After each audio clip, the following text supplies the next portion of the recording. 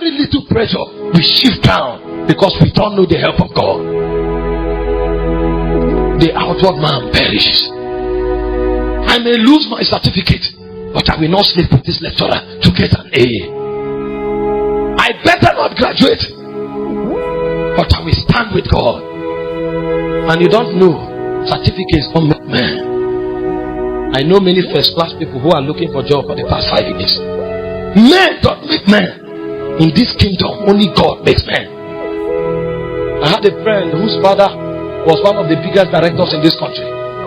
While we were still serving, they were waiting for him to graduate so that he would become a deputy manager in Arik. Without experience, he didn't even do anything as touching aeronautic engineering or aerospace. Not even study accounting that you say he has business intelligence. But he had a man. 2 weeks before we passed out, the father died. All the promises he had sank in the ocean. That was when he started learning the way of help. It was too late. Because the things that needed to be built on his inside to make him rugged enough to defy circumstances, he didn't yield himself to those operations. Many don't know the help of God. The proof that you know the help of God is captured in the decisions that you make. It's defined by your lifestyle. 3 people come to marry them and they are checking their job, their profession. And then when he finds the one that is a doctor or an engineer or who is working with Chevron, he now say, I have peace. I have peace. You are not wise. He says it's not given to man that walketh to order his steps. Because everything decisions you will make will be based on information and fact and reason. But your fact cannot define tomorrow.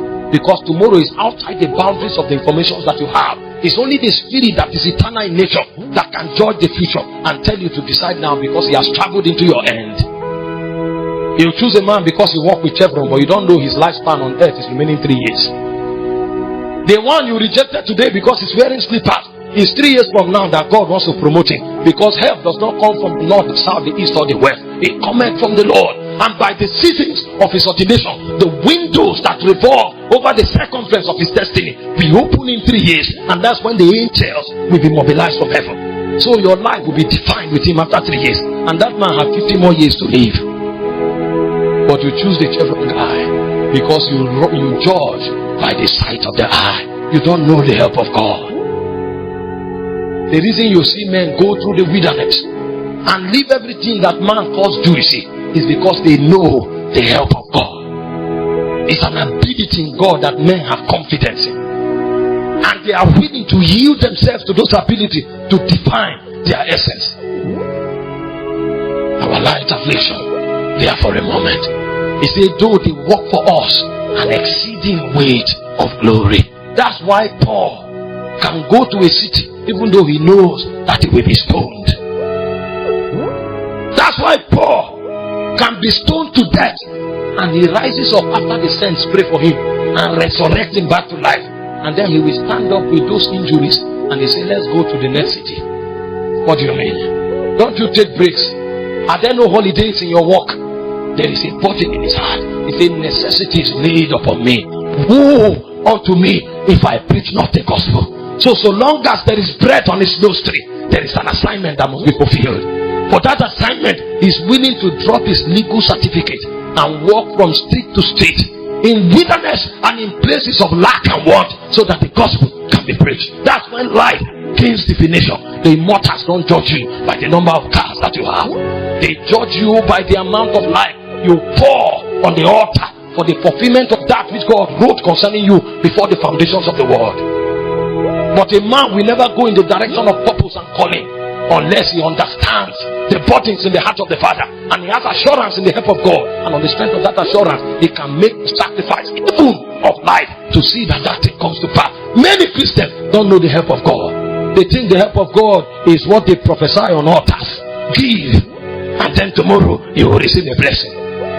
It's a deception of the age. Men who know the help of God, they don't give because there's a promise. They give because there is a faithful God. He said, cast thy bread upon the waters. You will find it after many days. Give a portion to 7, give a portion to 8, for you know not the evil that will come upon the earth. The people teaching you the principle of seed sowing, they are giving you that principle because they tell you there's a return. But here is a man who is still giving to 7 and 8, even though there is a possibility that the earth will be destroyed. What then is his assurance? There is a God that defines and holds the pillars of the earth. So even if the earth fails, even if the earth can no longer produce seed, there is a God that keeps the boundaries, the pillars of the earth. So I give because there's a God.